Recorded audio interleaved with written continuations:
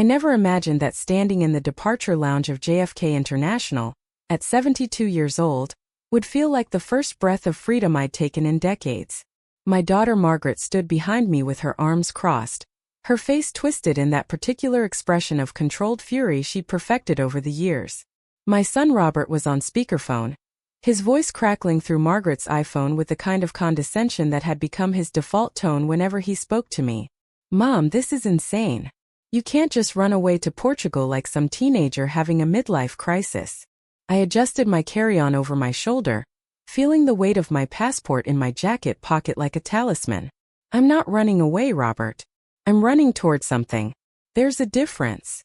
The gate agent called my boarding group, and I turned toward the jetway without looking back. Margaret's voice rose behind me. "You're 72, Mother. What happens when you fall? When you get sick? Who's going to take care of you?" I stopped, turned around one last time, and said something I should have said months ago. "I've been taking care of myself since before you were born, Margaret. I think I can manage." The decision to board that plane wasn't impulsive, though my children wanted to believe it was. It was the culmination of 18 months of being systematically stripped of my autonomy, my dignity, and my identity as a capable adult. It started innocuously enough, as these things always do. I'd been living in my 3-bedroom colonial in Westchester for 43 years, ever since my late husband Thomas and I bought it when Margaret was still in diapers. Thomas had been gone for 7 years, and I'd managed just fine on my own. I had my book club every Tuesday, my volunteer work at the library on Thursdays, and my Sunday dinners with various friends from the neighborhood. I had a life. A good life. A full life. But apparently that wasn't good enough for my children. It began with Margaret showing up unannounced one Saturday morning last spring. I'd been in my garden, wearing my old gardening gloves and working on the roses that had been Thomas's pride and joy. She walked around the side of the house, picking her way across the lawn in her expensive pumps, and I knew immediately something was wrong. Margaret never visited without calling first. She was a scheduler, a planner, someone who lived and died by her Outlook calendar. "Mom, we need to talk." She stood at the edge of the garden bed, looking down at me like I was a child who'd been caught doing something wrong. I pushed myself up from the ground, feeling my knees protest slightly. "Can it wait until I'm finished here?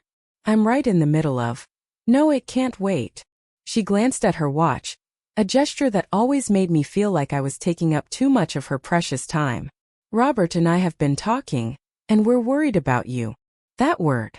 Worried. It would become the weapon they'd use against me for the next year and a half. I pulled off my gardening gloves and followed her inside, leaving muddy footprints on the back porch that I'd clean up later. Margaret stood in my kitchen with her arms crossed, and for a moment, I saw her as that stubborn 5-year-old who used to stand exactly that way when she didn't want to eat her vegetables. "Worried about what, exactly?" I asked, filling the kettle for tea. "About you living alone in this big house. About what happens if you fall down the stairs, or have a medical emergency, and no one's here to help you." I turned to face her, genuinely confused. "Margaret, I'm 72, not 92. I'm in perfect health. Dr. Morrison just gave me a clean bill of health at my last physical." "That's not the point, Mom." She sat down at the kitchen table, pulling out her phone and swiping through something I couldn't see. "The point is that you're getting older, and this house is too much for you. When's the last time you cleaned the gutters? Or had the furnace serviced? Or dealt with that crack in the driveway?" "I hire people for those things, Margaret. Same as I have for the past 40 years. The kettle began to whistle, and I poured the hot water over the tea bags. "This feels like it's about something other than gutter cleaning." She looked up at me then, and I saw something in her eyes that made my stomach tighten. It was pity. My daughter was looking at me with pity. "Robert, and I think it's time you considered moving into a retirement community. Somewhere with activities and other people your age. Somewhere with support services if you need them." I set the teacup down so hard it rattled against the saucer. "A retirement community? You mean an old folks' home?" "It's not like that anymore, Mom. These places are beautiful. They have movie nights and craft rooms, and I have a movie theater 10 minutes away and a craft room right upstairs. It's called my spare bedroom." I sat down across from her, trying to keep my voice level. "Margaret, I appreciate your concern, but I'm not ready to give up my home. This is where your father and I raised you and Robert. This is where all my memories are. Memories don't keep you safe, Mom. She reached across the table, but I pulled my hands back before she could take them. I'm just saying, think about it. Robert and I have been looking at some places, and there's a really nice community in White Plains that... You've been looking at places? The betrayal hit me like a physical blow. Without even talking to me first? We didn't want to upset you until we'd done our research. We're trying to help. That was the first conversation. I managed to deflect it that day, assuring Margaret that I was fine, that I'd think about it, that we'd discuss it later. But later came much sooner than I expected. 2 weeks after that, Robert showed up with his wife Diane. They brought Chinese takeout and acted like it was just a casual family dinner. But I knew better. The food was still in the cartons on the table when Robert cleared his throat and launched into what was clearly a rehearsed speech. Mom, Diane and I have been crunching some numbers, and we're concerned about your financial situation. I paused with my chopsticks halfway to my mouth. My financial situation is fine, Robert. Your father left me very well provided for, and I have my pension from 30 years of teaching. But maintaining this house, Diane chimed in, her voice dripping with false concern. The property taxes alone must be killing you. Not to mention utilities, repairs, insurance. I manage just fine. I set down my chopsticks, my appetite suddenly gone. Is this about the retirement community again? Because I already told Margaret. It's not just about that. Robert pulled out a folder from his briefcase, which I now noticed he brought inside and left by the front door. We've been looking at your expenses, and we think you could be living much more comfortably if you downsized. Sold this place, moved somewhere smaller and more affordable. You've been looking at my expenses? My voice came out sharper than I intended. How exactly have you been doing that? Robert had the decency to look uncomfortable. You gave me access to your accounts after Dad died, remember? For estate purposes. That was 7 years ago, Robert. I assumed you'd close that access once everything was settled. I kept it active in case you needed help. He opened the folder and spread papers across my dining room table, right over the placemats I'd sewn by hand 20 years ago. Look, if you sold this house, even in the current market, you'd clear at least $700,000 after the mortgage is paid off. That's more than enough to buy into a nice retirement community with money left over for. Stop. I stood up so abruptly my chair scraped loudly against the hardwood floor. Stop talking about my house like it's already sold. Stop planning my life like I'm incompetent. I'm not selling, I'm not moving, and I'd appreciate it if you'd respect my decisions about my own life. Diane reached out and touched my arm with those cold fingers of hers. Evelyn, honey, we're just trying to help. You're getting older and... And what? I'm losing my mind? I can't make decisions for myself anymore. I pulled my arm away from her touch. I worked for 33 years as a high school English teacher. I raised 2 children, mostly on my own, while your father worked 60-hour weeks building his business. I've balanced a budget, maintained a home, and managed my life perfectly well without a committee. Thank you very much. Robert closed the folder with a sigh that suggested I was being unreasonable. Mom, nobody's saying you're incompetent. We're saying we love you and want to make sure you're safe and taken care of. Then trust me to take care of myself, I said quietly. That's all I'm asking. Trust me. They left shortly after that, taking their Chinese food and their folders and their thinly veiled concern with them. I stood in my kitchen after they drove away, looking around at the home I'd built over 4 decades. The curtains I'd sewn. The cabinet doors Thomas had refinished one summer. The height marks on the doorframe showing how tall Margaret and Robert had gotten each year. Every corner held a memory. Every room told a story. This wasn't just a house. It was my life. For a few weeks things seemed to settle down. Margaret stopped dropping by unannounced, and Robert's phone calls returned to their normal weekly frequency. I allowed myself to believe that maybe they'd heard me, that maybe they'd respect my wishes. I should have known better. The next phase of their campaign was more subtle, more insidious. It started with Margaret signing me up for a medical alert system without asking. A young man showed up at my door one Tuesday with a box containing one of those "I've fallen and I can't get up" pendants, telling me my daughter had ordered it as a gift. When I called Margaret, she acted like it was the most natural thing in the world. I thought it would give us all peace of mind, Mom. You don't have to wear it if you don't want to, but it's there if you need it. The pendant sat in its box on my kitchen counter for a week before I finally shoved it in a drawer. Then Robert started calling me every single day, sometimes twice a day, under the guise of just checking in. If I didn't answer, he'd call Margaret in a panic, and she'd start blowing up my phone too. I felt like a teenager being monitored by overprotective parents, except I was 72 years old and had been taking care of myself since before they were born. The real turning point came on a Thursday in late October. I was at the library, volunteering in the children's section as I had every Thursday for the past 12 years. I was reading Where the Wild Things Are to a group of preschoolers when my phone started buzzing in my pocket. I ignored it, of course. You don't interrupt storytime for a phone call. But it kept buzzing and buzzing. When storytime ended and I checked my phone, I had 17 missed calls. 17. 7 from Margaret, 6 from Robert, 2 from Diane, and 2 from unknown numbers that turned out to be Margaret calling from her office phone and Robert calling from Diane's cell. My heart was racing as I called Margaret back, terrified that something horrible had happened. "Mom!" Finally. Her voice was frantic. "Where are you? Are you okay?" "I'm at the library." "Margaret, what's wrong? Is someone hurt? You didn't answer your phone. We've been trying to reach you for over an hour." I took a deep breath, trying to calm my pounding heart. "I was reading to children, Margaret. I can't answer my phone during story time. What's the emergency?"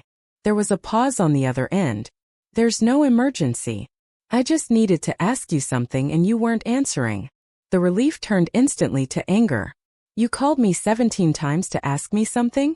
Margaret, I thought someone had died." "Well, how was I supposed to know you were okay if you didn't answer?" Her voice took on that defensive tone she used when she knew she was in the wrong but wasn't going to admit it. "Maybe you could have left a voicemail saying it wasn't an emergency," I suggested, my voice tight. "Or maybe you could answer your phone when your children call." And there it was. The real issue. It wasn't about whether I was okay. It was about control. About them needing to know where I was and what I was doing at all times. If you're enjoying this story, consider subscribing to hear more journeys of empowerment and self-discovery. That evening, after I'd calmed down from the phone incident, I made myself a cup of tea and sat in Thomas's old armchair in the living room. I thought about calling my friend Patricia, who'd moved to Arizona after her husband died and raved about her independence there. I thought about calling my sister Linda in Florida, who'd been urging me to visit for years. Instead, I sat there in the gathering darkness, watching the streetlights come on one by one, and realized something that should have been obvious months ago. My children were tightening a net around me, and if I didn't do something soon, I'd end up trapped. The third week of November brought an early snow, and with it, the final straw. I'd been careful that morning, salting the walkway and the front steps before the snow even started. I'd lived through 50 New York winters.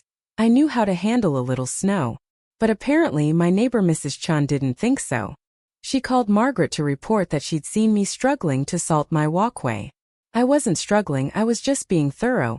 But by the time Margaret's version of events reached Robert, I'd apparently been outside in a blizzard, falling repeatedly, and had nearly frozen to death before finally making it back inside. None of that was true, but the truth didn't seem to matter anymore. That Saturday, both Margaret and Robert showed up at my house with their spouses in tow. This time there was no pretense of a casual visit. They sat me down in my own living room like I was on trial, and Robert pulled out more papers from his ever-present briefcase. "Mom, this has gone on long enough," he started, and I noticed he wouldn't quite meet my eyes.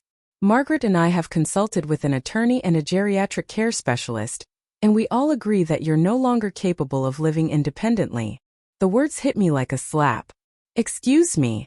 You're not safe here, Mom." Margaret leaned forward, her hands clasped together in front of her. "You don't answer your phone. You're out in dangerous weather. You're isolated and alone in this big house. We can't keep worrying about you like this. So your solution is to declare me incompetent?" I looked from one to the other, feeling like I'd suddenly been dropped into a nightmare. Based on what? The opinion of some geriatric specialist who's never even met me. Robert pulled out more papers. "We've been documenting incidents for the past 6 months, Mom. Times when you've been unreachable, situations where you've put yourself at risk, evidence of declining judgment. Declining judgment? Because I didn't wear a medical alert pendant I never asked for? Because I didn't answer my phone during story time at the library? I stood up, needing to move, needing to not be sitting there like a defendant. You've been building a case against me? Documenting my life like I'm under surveillance. We prefer to think of it as keeping track of concerning behaviors, Diane said in that infuriatingly calm voice of hers. She was a therapist and she had this way of talking like everyone was her patient. Evelyn, denial is very common in people who are experiencing cognitive decline. I am not experiencing cognitive decline. My voice came out louder than I intended, echoing off the walls of my living room. I got a clean bill of health 3 months ago, including cognitive testing. Dr. Morrison said my mind is as sharp as someone 20 years younger. Morrison is 80 years old himself, Mom, Robert said dismissively. Maybe it's time you saw someone more current with geriatric care. There's nothing wrong with my doctor, and there's nothing wrong with me. I was shaking now, a combination of anger and something that felt uncomfortably like fear. I don't understand what's happening here. When did caring about me turn into trying to take over my life? Margaret stood up and walked over to me, putting her hands on my shoulders. I wanted to shrug them off, but I was frozen. Mom, we love you. Everything we're doing is because we love you and want you to be safe. We've found a beautiful assisted living community in White Plains. It has private apartments, a dining room, activities, nursing staff available 24/7. You'd have your own space, but you'd also have support. I don't need support, I said, but my voice came out weak. I'm fine on my own. You're not fine, Mom. Robert stood up too, and suddenly I was surrounded by the 4 of them, my 2 children and their spouses, all looking at me with that same expression of pity mixed with determination. And it's time to stop pretending you are. They handed me brochures for Riverside Senior Living, a sprawling complex I'd driven past hundreds of times without ever imagining I'd be expected to live there. The brochures showed smiling seniors playing bingo, doing watercolor painting, sitting in a dining room that looked more like a hospital cafeteria than a place someone would choose to eat. We've already toured the facility, Margaret said, sitting back down and pulling out her phone to show me photos. They have a 1-bedroom available right now.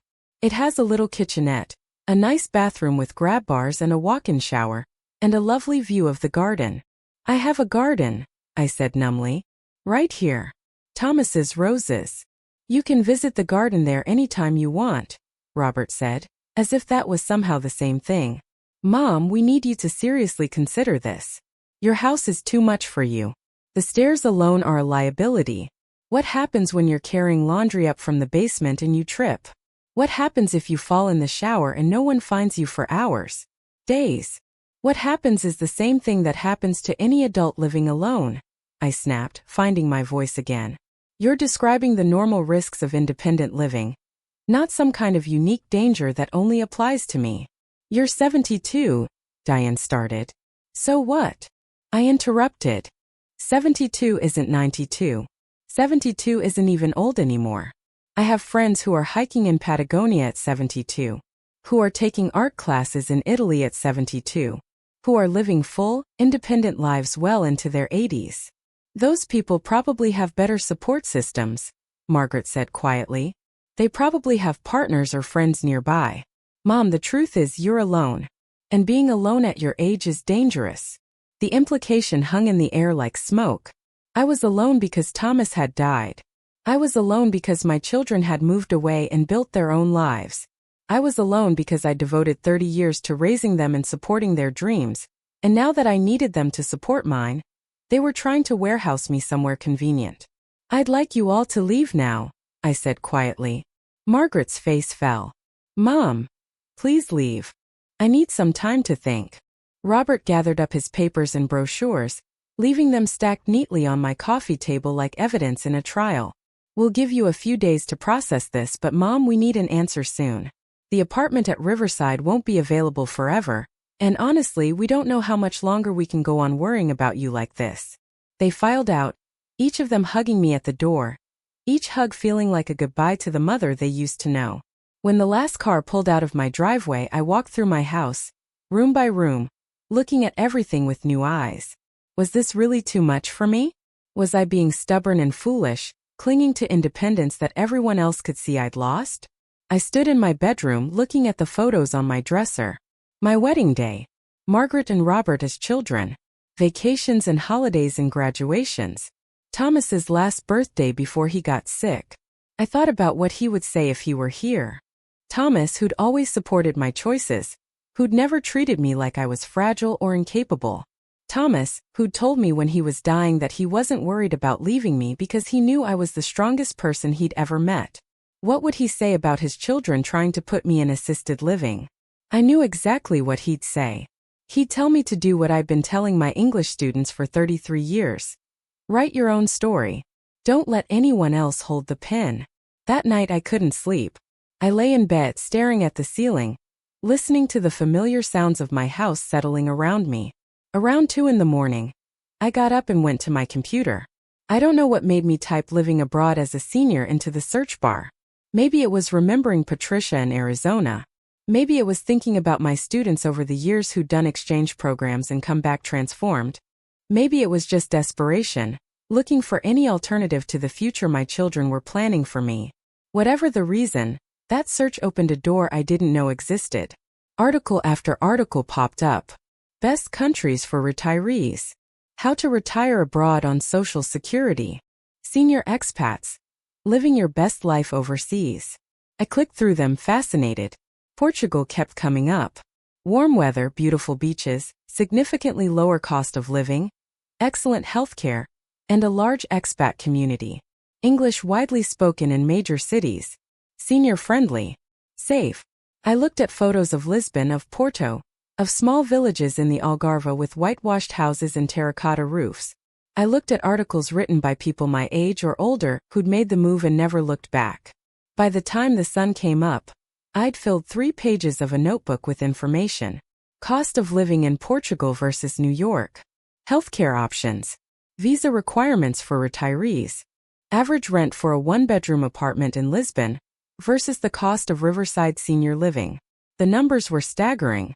I could live in Lisbon in my own apartment, eating at restaurants, taking Portuguese lessons, traveling around Europe for less than half what Riverside would cost. For about the same money my children wanted me to spend sitting in a dining hall playing bingo, I could be having an adventure. The idea seemed crazy, outrageous, impossible. I was 72 years old. I'd never lived anywhere but New York. I'd never even traveled to Europe without Thomas. But the more I thought about it, the less crazy it seemed. What was really more outrageous? Moving to a beautiful country where I could live independently and affordably, or letting myself be shuffled into assisted living because my children had decided I was too old to make my own choices. I spent the next week researching obsessively. I joined Facebook groups for American expats in Portugal. I watched YouTube videos of senior citizens giving tours of their Portuguese apartments and talking about their experiences. I contacted a relocation specialist who helped foreigners navigate the visa process. I even found a real estate agent in Lisbon who spoke perfect English and could help me find an apartment to rent.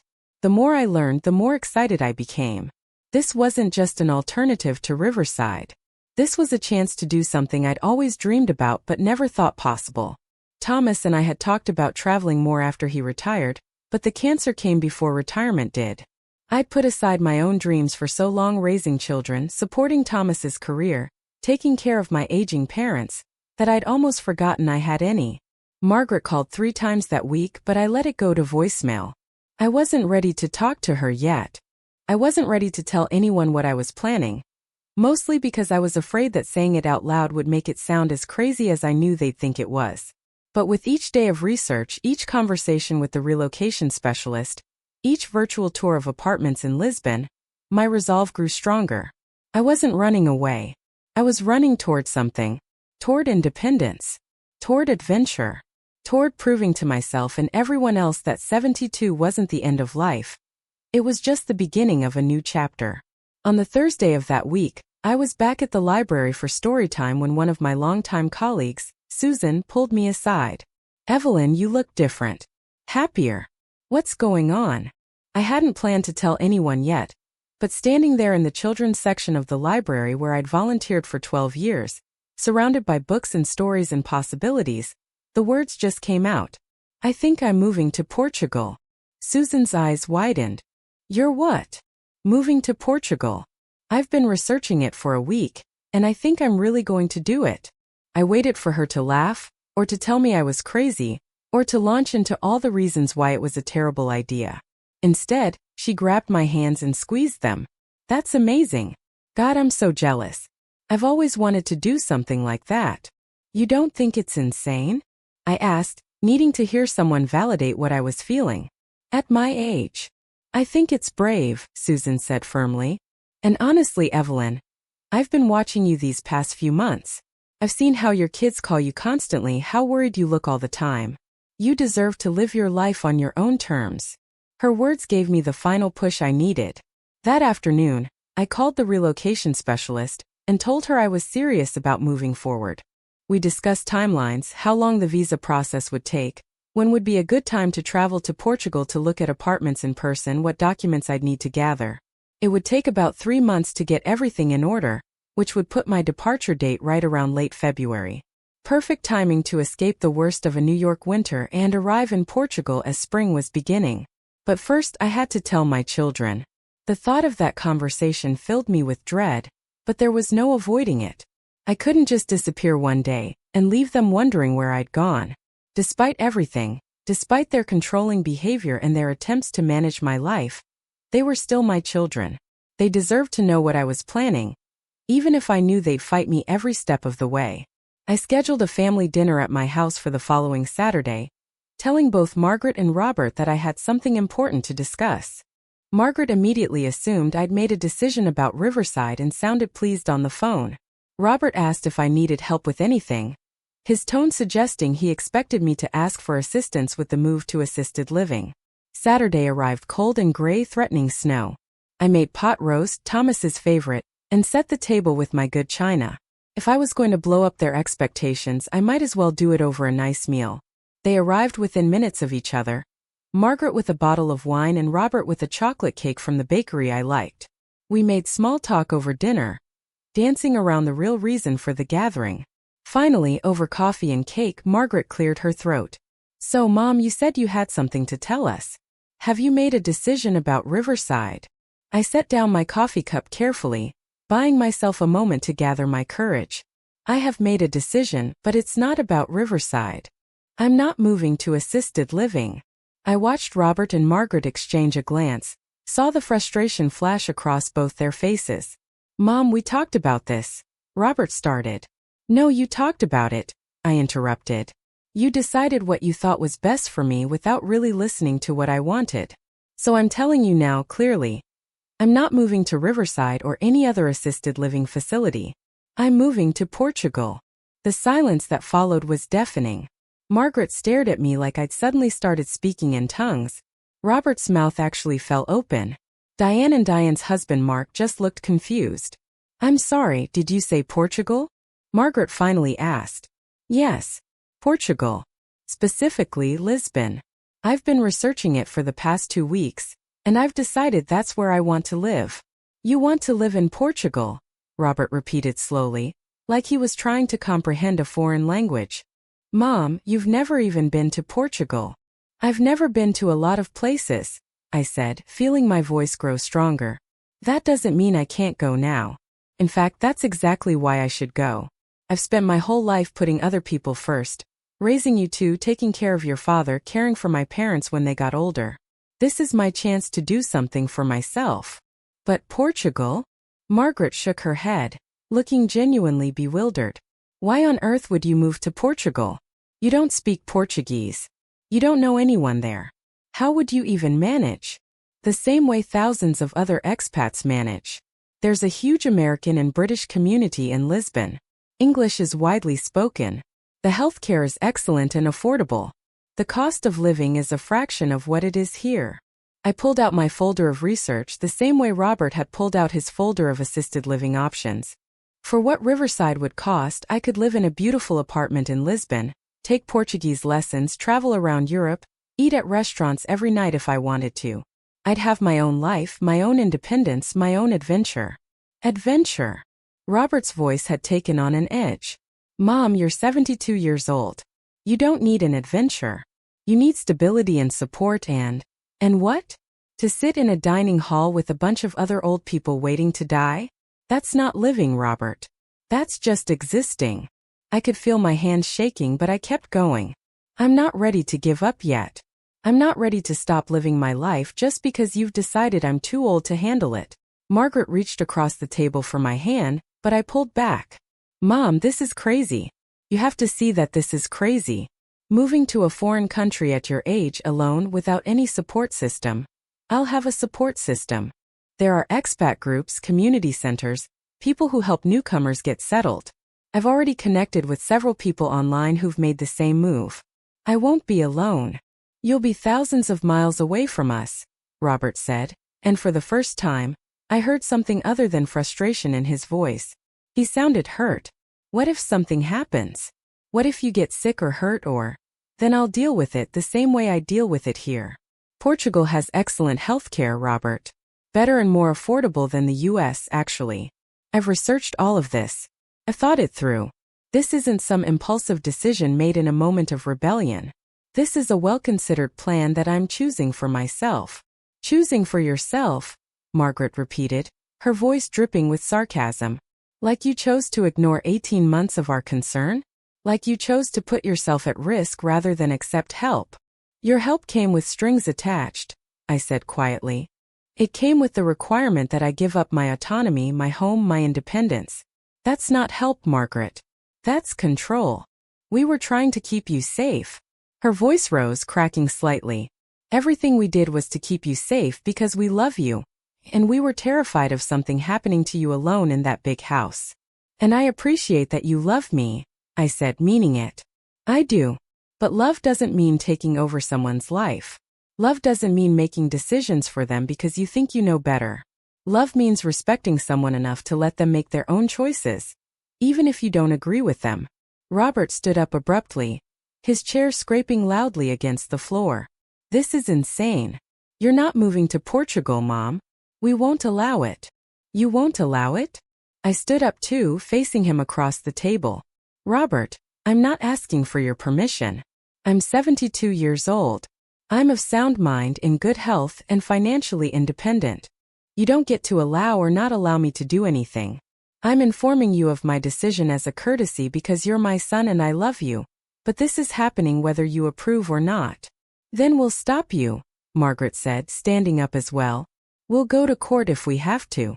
We'll petition for guardianship. We have documentation of concerning behavior, remember? We have. You have nothing, I interrupted, my voice cold. You have a file of manufactured concerns based on normal behavior that you've twisted into evidence of incompetence. Any judge would see right through it. And if you try to fight me on this, if you try to use the legal system to control me, you'll lose. Not just the case. You'll lose me. The room went silent. Diane had tears running down her face. Mark looked deeply uncomfortable, like he wished he was anywhere else. Robert's jaw was clenched so tight I could see the muscles jumping. Margaret's face had gone white. You'd really do this? She asked finally. You'd really choose some foreign country over your own children? I'm not choosing anything over you, I said, feeling my own tears starting to well up. I'm choosing something for me. For the first time in decades, I'm putting myself first. If you can't understand that, if you can't support me in that, then I guess we have bigger problems than where I choose to live. Robert grabbed his coat from the back of his chair. This is a mistake. A huge mistake.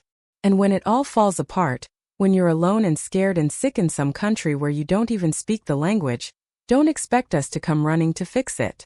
I won't, I said simply. I've never expected you to fix anything for me, Robert. I've been fixing my own problems my entire life. He left without another word, Diane hurrying after him. Margaret lingered, standing in my doorway with her coat half on, looking at me like she didn't recognize me. I don't understand you anymore, Mom. Maybe you never did, I said softly. Maybe I spent so long being what everyone needed me to be that none of you ever learned who I actually am. She left too, and I closed the door behind her, leaning against it as I listened to their cars pull out of my driveway. I should have felt terrible. I should have been racked with guilt for hurting my children, for defying their wishes, for choosing myself over their peace of mind. Instead, I felt lighter than I had in months. I'd spoken my truth. I'd stood up for myself. I'd drawn a line in the sand and dared them to cross it. And now I had 3 months to make my Portuguese dream a reality. The next few weeks passed in a blur of activity. I applied for my visa, a process that required more paperwork than I'd anticipated, but nothing I couldn't handle. I hired a lawyer to help me sort out what to do with my house. I decided to rent it out rather than sell it, keeping my options open in case I wanted to return someday. I went through decades of accumulated possessions, deciding what to take, what to donate, what to give to my children if they wanted it. Margaret and Robert didn't call, and I didn't reach out to them. I told myself I was giving them space to process, but really, I was protecting myself from their disapproval. I knew they'd come around eventually, or they wouldn't. Either way, I had to move forward. In mid-January, I flew to Lisbon for a week-long apartment hunting trip. The relocation specialist, a wonderful woman named Maria who was originally from Maryland, but had lived in Portugal for 15 years, picked me up at the airport and immediately made me feel at home. Over the next 7 days, she showed me neighborhoods, introduced me to expats, helped me navigate bureaucracy, and translated when my non-existent Portuguese failed me. By the end of the week, I'd fallen completely in love with the city. The hills, the tiled buildings, the way the light hit the Tagus River at sunset. The friendly people, the incredible food, the sense of history around every corner. The casual, unhurried pace of life that stood in such stark contrast to the frenetic energy of New York. I found an apartment in the Alfama district, a 2-bedroom with hardwood floors, high ceilings, and a balcony overlooking the river. It cost less per month than my property taxes in Westchester. I signed a 1-year lease, put down my deposit, and flew back to New York with the knowledge that I'd officially done it. I had an address in Portugal. I had a home waiting for me on the other side of the Atlantic. Back in New York, I threw myself into preparations. I enrolled in an online Portuguese course. I sold my car, since I wouldn't need it in Lisbon where public transportation was excellent. I had coffee with friends, telling each of them about my plans and watching their reactions range from shock to admiration to envy. Susan from the library threw me a going-away party, inviting all my colleagues and friends from the various volunteer organizations I'd been part of over the years. To Evelyn, she toasted, raising her glass of wine, who's proving that it's never too late for a new beginning, who's showing all of us that aging doesn't mean giving up, who's brave enough to choose adventure over safety, life over existence. We're going to miss you terribly, but we couldn't be happier for you. I cried that night, but they were good tears. Tears of gratitude for having such supportive friends. Tears of excitement for the adventure ahead. Tears of grief for the life I was leaving behind, even though I knew it was the right choice. Margaret and Robert still didn't call. As my departure date approached, I wondered if they'd really let me leave without saying goodbye. I'd sent them both emails with my new address, my Portuguese phone number once I got it set up, my flight information. No responses. It hurt more than I wanted to admit. I'd known they wouldn't be happy about my decision, but I hadn't expected them to cut me off completely. 2 days before my flight, as I was packing the last of my things into the suitcases I'd be taking with me, my doorbell rang. I opened it to find Margaret standing on my porch, her eyes red and puffy like she'd been crying. "Can I come in?" she asked quietly. I stepped aside, and she walked into the nearly empty living room. Most of my furniture was covered with sheets, waiting for the renters who'd move in next week. Boxes were stacked against the walls. The house already looked like it belonged to someone else. "I've been sitting in my car outside for 20 minutes, Margaret said, not looking at me. Trying to decide if I should knock. Trying to figure out what to say. "You could start with hello," I offered gently. She let out a sound that was half laugh, half sob. "I'm so angry at you, Mom. I'm furious. I wake up every morning angry that you're doing this. Angry that you're choosing Portugal over us. Angry that you're so willing to just leave everything behind." "I'm not leaving everything behind," I said. "I'm taking myself with me. That's not nothing. You know what I mean." She finally looked at me, and I saw so much pain in her eyes that it made my chest ache. "You're leaving us. Your family. Your home. Everything you've ever known. I'm not leaving you, sweetheart. I'm just living somewhere else. You can visit. I'll come back sometimes. We'll talk on the phone and video chat and it won't be the same. She sat down on the sheet-covered couch. I know I pushed too hard. I know Robert and I were overbearing and controlling. But it was because we were scared, Mom. Dad died and suddenly we realized you were alone. And the thought of something happening to you and us not being there to help was terrifying. I sat down beside her, taking her hand. I understand that. I do. But you can't protect me from life, Margaret. You can't wrap me in bubble wrap and stick me somewhere safe and expect me to be happy about it. I'd rather live fully and risk getting hurt than play it safe and stop living at all. I know, she whispered. I know you would. You've always been braver than me.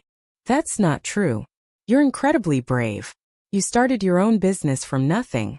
You raised 2 kids while building a career. You're one of the strongest people I know.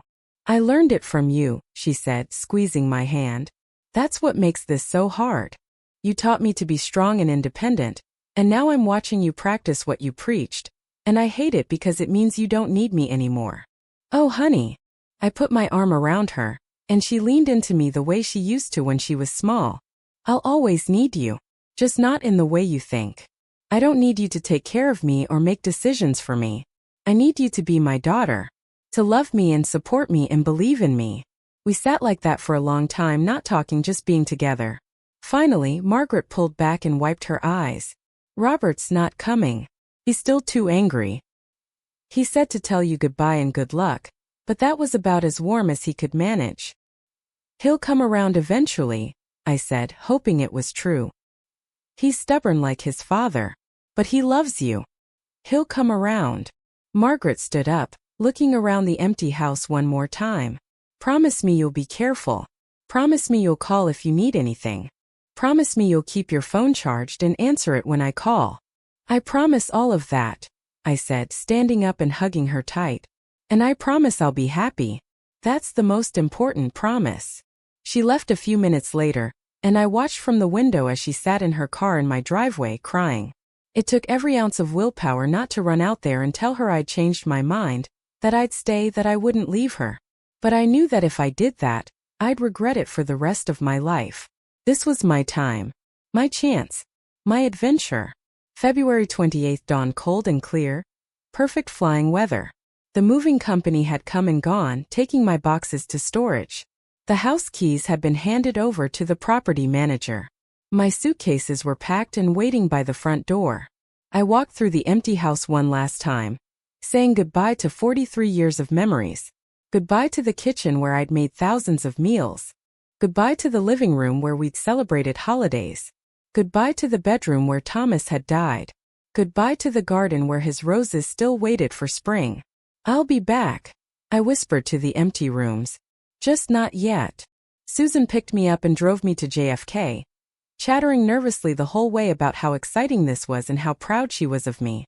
At the airport, she helped me with my bags and hugged me hard. Send me pictures of everything. Tell me all about your adventures. And remember, you've got a place to stay if you ever come back to visit. Thank you, I said, meaning it for so much more than just the ride. For everything. For believing in me when my own kids didn't. That's when Margaret showed up in the departure hall. I'd been checking my bags when I heard her voice behind me. Mom, wait. I turned to find her hurrying toward me, Robert trailing behind her, looking uncomfortable and angry in equal measure. My heart soared. You came. Of course we came, Margaret said, her voice thick with emotion. You're our mother. We couldn't let you leave without saying a proper goodbye. Robert stood there with his arms crossed, and I could see he'd come under duress. But he'd come. That's what mattered. Hey, Mom. Hi, baby. I stepped toward him, not sure if he'd let me hug him. He stood stiff for a moment, then his arms came around me. This is crazy, you know that, right? You're completely insane. I know, I said, laughing through tears. But it's my kind of crazy. Just promise me you'll actually answer your phone this time, he said, pulling back but keeping his hands on my shoulders. And that you'll call if anything goes wrong. Anything at all. I promise. I looked at both of them, my beautiful, stubborn, controlling, loving children. I love you both so much. And I'm not abandoning you. I'm just showing you that it's never too late to start a new chapter. I know, Margaret said, crying openly now. I'm sorry we didn't see that sooner. I'm sorry we tried to put you in a box instead of letting you fly. We hugged one more time, all three of us, standing in the middle of the departure hall while travelers flowed around us. Then the gate agent called my boarding group, and it was time. Time to walk toward the future I'd chosen. Time to stop being who everyone expected me to be, and start being who I wanted to be. Time to prove that 72 wasn't an ending. It was a beginning. That's how I ended up standing at the gate with Margaret behind me, listening to my children's protests about how I couldn't run away to Portugal like some teenager. I adjusted my carry-on, felt the weight of my passport in my pocket, and knew with absolute certainty that I was making the right choice. I'm not running away, Robert, I'd said. I'm running toward something. There's a difference. And then I walked onto that plane and didn't look back. The flight to Lisbon was long 7 hours of anticipation, anxiety, and excitement all mixed together. I couldn't sleep. I was too wired, too aware that every minute brought me closer to my new life. The woman sitting next to me, a Portuguese grandmother returning home after visiting her daughter in Boston, asked where I was headed. When I told her I was moving to Lisbon, she clapped her hands together with delight. You will love it. Portugal is the best place in the world for growing old. We respect our elders. We take time for life. You will see. We talked for hours and she gave me recommendations for restaurants, warned me about tourist traps, taught me a few essential Portuguese phrases. By the time we landed at Lisbon Portela Airport, I felt like I'd made my first Portuguese friend. Maria, my relocation specialist, was waiting for me at arrivals with a huge smile and a welcome sign with my name on it. Ready for your new life? She asked, helping me with my bags. More than ready, I said, and I meant it. The drive from the airport to my apartment in Alfama took us through parts of Lisbon I hadn't seen on my previous visit. Maria narrated the whole way, pointing out neighborhoods, explaining the history, making recommendations. This is where you catch the 28 tram. It's touristy but also genuinely useful for getting around the hills. This is the best pastelaria for pastéis de nata. This is where the expat ladies meet for coffee on Tuesday mornings. You should come, they'd love you. When we pulled up in front of my building, I felt a flutter of nerves. This was it. My new home. Maria helped me carry my bags up 3 flights of narrow stairs. There was no elevator, but I'd known that when I signed the lease. The apartment was exactly as I remembered. Sun-filled, charming with those high ceilings and the beautiful hardwood floors. But now it was mine. My furniture had arrived the week before, and Maria and her team had already arranged most of it according to the floor plan I'd sent. My couch from New York looked right at home against the white plaster walls. My favorite reading chair sat by the window. The kitchen was stocked with basic necessities. I'll let you settle in, Maria said after giving me a rundown of how everything worked. The temperamental hot water heater, the trick to opening the balcony doors, the best way to sort trash for recycling. But I'll be back tomorrow to help you register with the local authorities and set up your Portuguese bank account. For tonight, just rest and explore the neighborhood. There's a great little restaurant 2 streets over. O Cantinho do Alfama. Tell them I sent you. After she left, I stood in the middle of my new living room and just breathed. I'd done it. I'd actually done it. I'd stood up to my children, defied their expectations, and moved to Portugal at 72 years old. Part of me still couldn't quite believe it was real. I walked out onto the balcony and looked at the view. Terracotta rooftops cascading down the hill, the Tagus River gleaming in the afternoon sun, the red 25 de Abril bridge in the distance. I could hear fado music drifting from somewhere nearby, mixed with the sound of children playing in the street below and someone's grandmother calling them in for dinner. This was my life now. My choice. My adventure. I thought about calling Margaret and Robert to let them know I'd arrived safely, but it was still early morning in New York. Instead, I unpacked a few essentials, changed into fresh clothes, and decided to take Maria's advice about exploring the neighborhood. Alfama is the oldest district in Lisbon, a maze of narrow streets and steep staircases where laundry hangs from balconies and tiny shops sell everything from fresh fish to antique tiles. I wandered aimlessly, getting lost and finding my way again, stopping to look at churches and viewpoints in tiny neighborhood squares. People smiled at me as I passed. An old man sitting outside a cafe nodded and said, "Boa tarde." Good afternoon. A woman selling flowers on the corner asked if I was new to the neighborhood, And when I said yes in broken Portuguese, she laughed kindly and switched to English. You'll love it here. Alfama is like a family. We take care of our own. I found O Cantinho do Alfama as the sun was setting, painting the sky in shades of orange and pink. It was a tiny place with maybe 10 tables, run by a husband and wife team who looked to be in their 60s. I mentioned Maria's name, and they immediately treated me like a long-lost friend. The husband, Antonio, insisted I try the bacalhau, salt cod prepared in a way I'd never tasted before. His wife, Teresa, brought me wine and told me stories about the neighborhood while I ate. You live here now? Teresa asked, and when I nodded she smiled broadly. Good. We need more brave women in Alfama. Women who aren't afraid to start over. That night, lying in my new bed in my new apartment in my new city, I video called Margaret. She answered immediately, her face appearing on my screen looking worried and relieved in equal measure.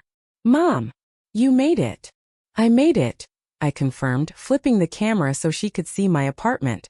Look, this is my living room. And wait, I'll show you the balcony. I walked out onto the balcony, now lit by streetlights and the glow from nearby apartments. Can you hear that music? That's fado. It's playing somewhere in the neighborhood every night. And look at this view. It's beautiful, Mom, Margaret admitted, and I could hear the emotion in her voice. How do you feel?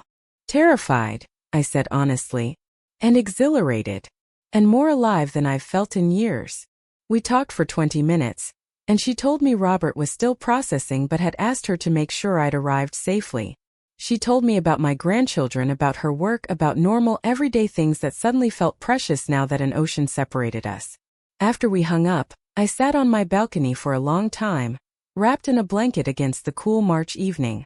I thought about the journey that had brought me here, the suffocation of my children's concern, the battle for my independence, the moment I decided to choose myself. I thought about Thomas and what he would say if he could see me now. I like to think he'd be proud. That he'd laugh at how I'd shocked everyone. That he'd tell me I should have done this years ago. The first few weeks in Lisbon passed in a blur of activity and discovery. Maria helped me navigate Portuguese bureaucracy, registering with the local authorities, setting up a bank account, getting my residence permit sorted. I enrolled in intensive Portuguese classes at a language school in Baixa, the downtown district, and suddenly found myself a student again at 72, sitting in a classroom with people from all over the world, all of us struggling with the same irregular verbs and confusing pronunciation. I joined the Tuesday morning coffee group Maria had mentioned, a gathering of expat women at a cafe in Chiado. There were about 15 regulars, ranging in age from their 40s to their 80s, from countries all over America, Britain, France, Germany, Brazil. They welcomed me immediately, peppering me with questions about where I was from and what had brought me to Portugal. When I told them the short version, that my children had tried to put me in assisted living and I'd moved to Lisbon instead, they erupted in cheers and applause. Good for you, said Helen, a 78-year-old from Manchester who'd moved to Portugal 5 years ago. My daughter tried the same thing. Told me I was too old to live alone. Now look at me. I'm taking tango lessons and learning to surf. You surf? I asked, amazed. Well, I'm not very good at it yet, Helen admitted with a laugh. But that's not the point. The point is that I'm trying. I'm living. That's what matters. Those Tuesday morning gatherings became the anchor of my week. The women shared tips on everything from where to find ingredients for American recipes to which doctors spoke English to how to navigate the Portuguese healthcare system. They organized group trips to explore the country, a weekend in Porto, a day trip to Sintra, a week in the Algarve. They celebrated each other's birthdays and supported each other through challenges. Through them, I began to build a life in Lisbon that was richer and fuller than anything I'd expected. I found a rhythm to my days. Portuguese lessons in the morning, lunch at one of the neighborhood restaurants where the owners were starting to know me by name, afternoons exploring different parts of the city or reading in cafes, evenings often spent with new friends or at cultural events. Lisbon, I discovered, had an incredible arts scene. There were concerts, exhibitions, theater performances, film festivals. There were street markets and food festivals and neighborhood celebrations. There was always something happening, always something new to discover. And slowly, very slowly, I started to feel like I belonged. Like Lisbon wasn't just where I was living. It was becoming home. About 6 weeks after I arrived, I got a call from Robert. It was late afternoon in Lisbon, morning in New York, and I was sitting on my balcony with a cup of Portuguese coffee when my phone rang. I almost didn't answer, afraid of what he might say, but I'd promised to keep in touch. Hi, Robert. Hey, Mom. There was a long pause. How are you? I'm good. Really good, actually. How are you? How are the kids? We talked about his children for a while, safe territory. Then another pause, and I could hear him gathering courage for whatever he was about to say. Listen, Mom, I owe you an apology. A big one. I set down my coffee cup, surprised. Okay. I've been doing a lot of thinking since you left. Actually, Margaret made me go to therapy with her, and the therapist, well, she kind of kicked my ass, to be honest. Despite everything, I smiled. What did she say? She asked me why I was so invested in controlling your life. She asked me if I'd be equally concerned if you were a 72-year-old man choosing to live alone and travel. She asked me if my need to protect you was actually about you at all, or if it was about my own fear of losing you the way we lost Dad. He paused and I heard his voice crack. She was right, Mom. It wasn't about you being incapable. You've never been incapable of anything. It was about me being terrified. When Dad died, it hit me that you weren't going to be around forever either. And I couldn't handle it. So I tried to control you, keep you close, keep you safe. But all I did was push you away and make you prove how strong and independent you really are. I felt tears running down my face. Oh, Robert. I'm sorry, Mom. I'm so sorry for not listening to you, for not respecting your choices, for treating you like you were less capable than you are. You were right about everything. You are right about everything. And I'm proud of you for doing this, even if it scares the hell out of me. Thank you, I whispered, my voice barely working. That means more than you know. So tell me about it, he said, and I could hear the smile in his voice. Tell me about Portugal. What's it really like? I told him everything. About my apartment and my neighborhood and my Portuguese classes where I was definitely the oldest student. About the Tuesday coffee group and about my newfound friends and about the restaurants where they knew my order by heart. About the cobblestone streets and the way the city looked from the viewpoints scattered throughout the neighborhoods. About how free I felt. How alive. I'm really happy for you, Mom, Robert said when I finally finished talking. And I want to make this right. Can I come visit? Margaret wants to come too, but I think she's still processing. But I'd like to see your life there. I'd like to understand what you found in Lisbon. I'd love that, I said, barely believing I was hearing him say this. Come in May. The weather is perfect in May. I'll show you everything. After we hung up, I sat on my balcony in the gathering dusk, feeling a weight lift off my shoulders that I hadn't even known I was carrying. Robert understood. He apologized. He was proud of me. It wasn't everything. Margaret was still struggling, and I knew Robert had a long way to go in processing his fear and his need to control, but it was a start. It was the beginning of healing. It was hope. Over the next few months, life in Lisbon settled into a wonderful rhythm. I finished my intensive Portuguese course and started intermediate classes. My vocabulary expanded. I could order complicated meals in restaurants. I could have basic conversations with neighbors and shopkeepers. I made friends beyond the Tuesday coffee group. Other people in my building, people from my Portuguese class, regular people I encountered in my daily life who became familiar faces and eventually friendly acquaintances. I also discovered a passion I didn't know I had. Painting. The light in Lisbon is extraordinary. Golden and soft and constantly changing. I'd always been a person who loved art, but I'd never tried creating it myself.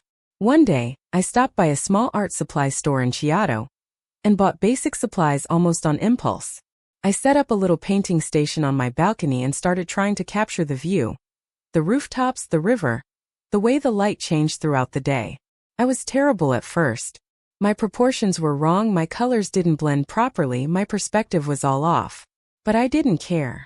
It was meditative, transformative, something that required me to slow down and really look at the world around me.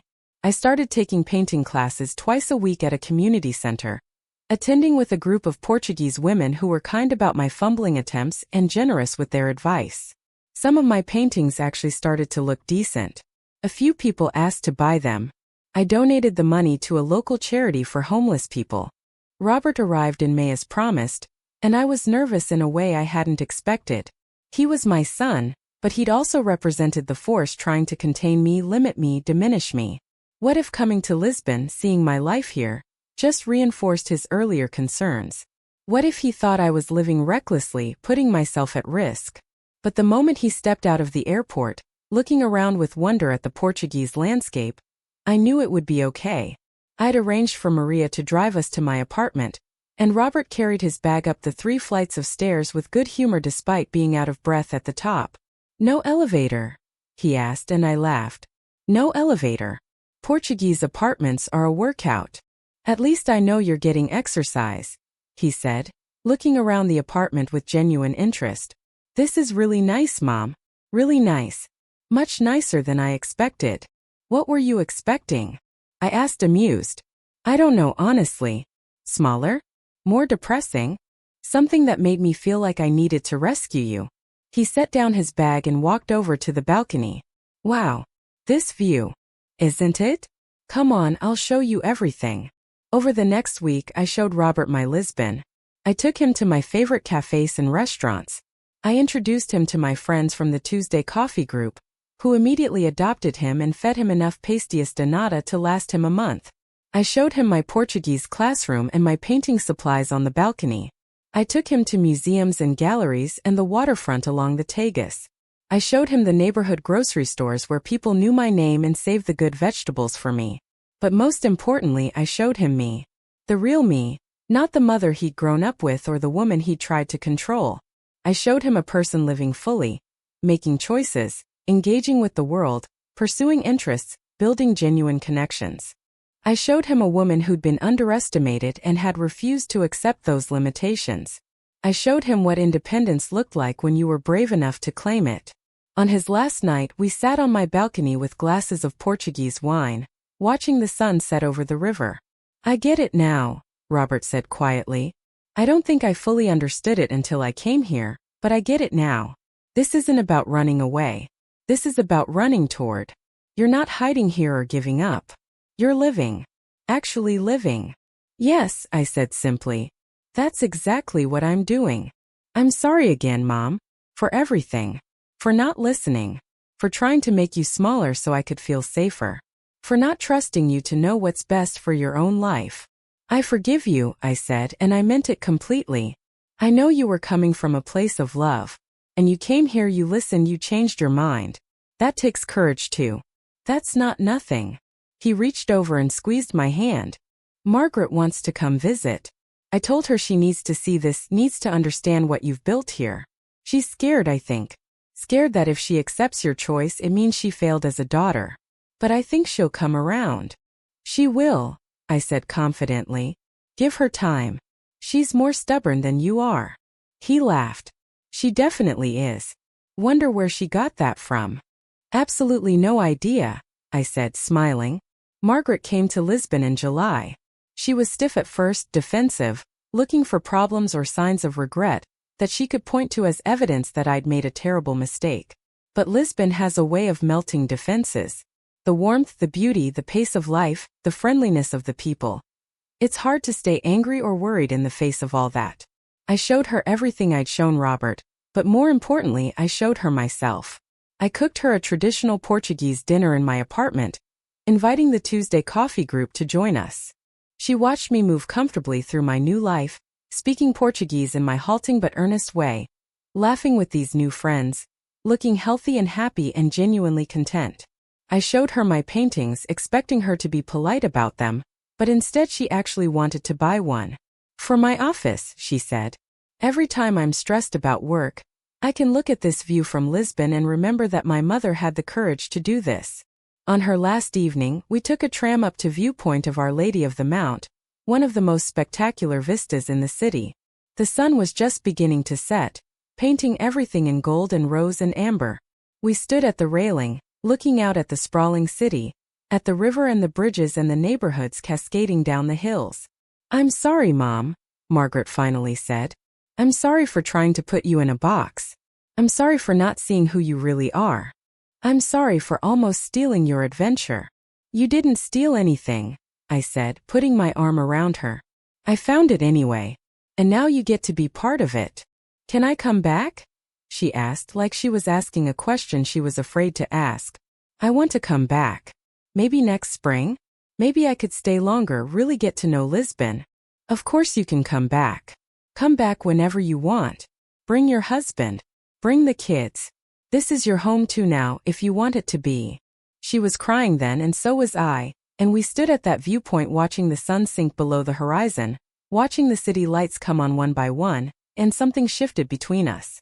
The mother-daughter relationship didn't change, but it evolved into something new.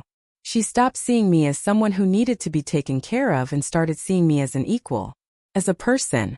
As a woman who'd made her own choices and built a life she loved. By the end of my first year in Lisbon, I'd settled into a life that felt authentic and full and genuinely happy. My Portuguese was good enough for most conversations. I had a community of friends, both expats and Portuguese people. I had routines and interests and purposes. I had my paintings and my classes and my volunteer work. I'd started volunteering at a community center teaching English to Portuguese children, which had become one of the most fulfilling things I did all week. I felt needed, but not in the way my children had needed me to be, not as someone to be taken care of, but as someone who had something valuable to contribute. My teaching career had been one of the great joys of my life, and volunteering brought back some of that fulfillment. I watched Portuguese children learn to read in English, watched their faces light up when they understood a difficult concept or successfully read a whole page. It reminded me why I'd become a teacher in the first place. It wasn't about authority or control. It was about opening doors for people, helping them see possibilities they hadn't imagined, giving them tools to build better lives. I was doing that for these children just as I was doing it for myself. On the anniversary of my move to Lisbon, the Tuesday Coffee Group took me out for a celebration dinner. There were 16 of us now. The group had grown as word spread about this place where women of a certain age could come and find friendship and acceptance and adventure. We went to a beautiful restaurant in Alfama. One of those places where the owner knows everyone and treats us like family. They brought out a cake, pastel de nata flavored appropriately, and everyone toasted me.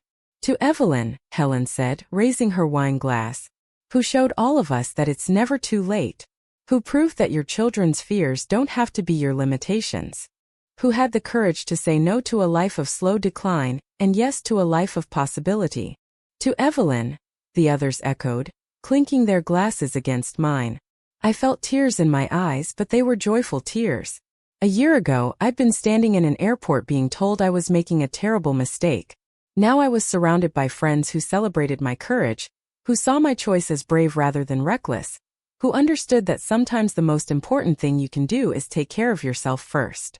That night, I video called both Margaret and Robert. They called at slightly different times because of the time difference, but I talked to both of them. Margaret told me she'd booked a ticket for October. She was coming back for 2 weeks. Robert said he was planning another visit in November, and this time he was thinking about bringing his whole family, maybe doing a kind of extended family trip. The kids should see what their grandmother has built, he said.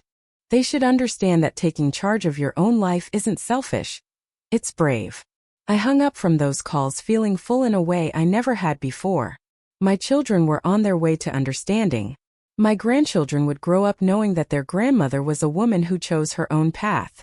I was living proof that you don't have to accept the narrative other people write for you. You don't have to become small because that makes everyone else feel more comfortable. You don't have to stop living just because you're getting older. You don't have to choose safety over authenticity, conformity over independence, slow decline over vibrant life. Looking back now, nearly 2 years after landing in Lisbon, I can see clearly the journey that brought me here. The suffocation of being treated like I needed constant supervision. The anger of having my autonomy questioned. The desperation I felt when my own children tried to put me on the shelf. But I can also see that their concerns came from love, even if they were misguided. They were terrified of losing me, and instead of letting them smother me with that fear, I chose to show them and myself what was possible. Sometimes people ask me if I regret leaving New York, leaving my house, leaving the familiar. And the honest answer is no. I don't regret it for a second. What I do regret is that I didn't do it sooner. What I do regret is all the years I spent being who other people needed me to be instead of who I wanted to be. But I can't change the past. I can only live in the present, And I'm living it fully. At 73, I'm stronger and healthier than I was at 70. At 73, I'm learning new languages, making new friends, pursuing new interests. At 73, I'm independent and capable and fully alive. At 73, I've proven that the best years of your life don't have to be behind you. They can be right now. They can be wherever you decide to plant yourself and claim your freedom. When people tell me I'm brave, I smile and thank them, but I want them to understand something. I'm not brave because I moved to Portugal. I'm brave because I said no. I said no to the limitations others wanted to place on me. I said no to the slow fade into invisibility that society expects from aging women. I said no to becoming a problem to be managed rather than a person to be respected. That's where the bravery was. Everything that came after, the plane ticket, the apartment in Alfama, the new life I've built, all of that was just the natural consequence of finally saying no to everyone else and yes to myself. My children know that now. My children have learned that sometimes the greatest gift you can give your parents is trust. Trust in their judgment. Trust in their capabilities. Trust in their right to make their own choices, even if those choices look different from what you would choose. Trust that they know themselves better than you ever could. If your parents are aging, if you're worried about their independence or their safety, I want to encourage you to consider this. Instead of restricting their lives, expand their possibilities. Instead of making decisions for them, support them in making their own. Instead of treating them like problems to be solved, treat them like people who are still becoming. The most loving thing you can do isn't to keep them safe in a box. It's to believe in them. It's to trust them. It's to let them be fully, gloriously, courageously themselves. That's what I wish my children had done sooner. And that's what I hope other families will do. Not restrict their aging parents out of fear, but embrace their independence out of love. As I sit on my balcony in Lisbon tonight, looking out at the city lights reflecting off the river, I feel a profound gratitude for the path that brought me here. For the conflict with my children, as painful as it was, that forced me to examine what I really wanted. For the anger that pushed me to make a change instead of accepting the status quo. For the courage I didn't know I had until I was forced to find it. I didn't pack my bags because I was running away. I packed my bags because I was running toward the life I deserved to live. And the best part? The adventure isn't over. It's just beginning.